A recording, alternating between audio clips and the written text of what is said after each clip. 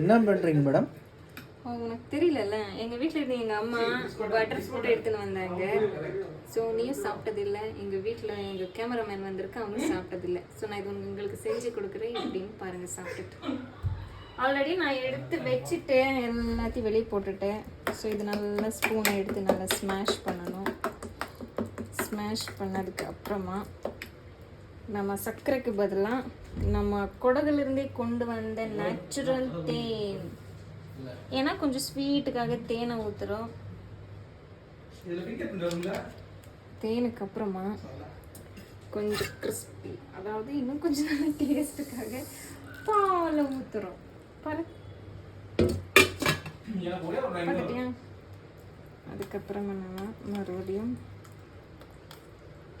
இதை நல்லா மிக்ஸ் பண்ணி இன்னும் கொஞ்சம் நல்லா இது மிக்ஸ் ஆகணும். அதுக்கப்புறம் நான் எடுத்துன்னு ரெடி பண்ணி வச்சிருக்கேன்னா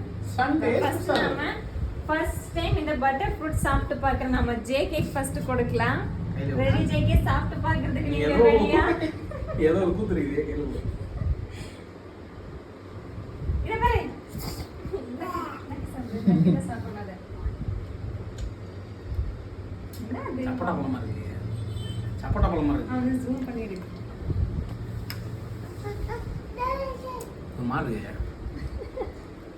அதெல்லாம் ரெண்டு உன்னோட பட்டர் ஃப்ரூட் லாஸ்ட் டைம் கொடுத்தனே, அது அந்த கதையை சொல்லு. இந்த பட்டர் ஃப்ரூட் நான் உனக்கு எங்க அம்மா கொடுத்தாங்கன்னு சொல்லிட்டு கொடுத்தேன். அதை நீ என்ன பண்ண? இந்த ஒரு பட்டர் ஃப்ரூட் எடுத்து ஏன் காமிச்சு சொல்றேன். இது ஓபன் பண்ண கூடாது. இது நான் உனக்கு ஒரு நாளைக்கு கொடுத்தல.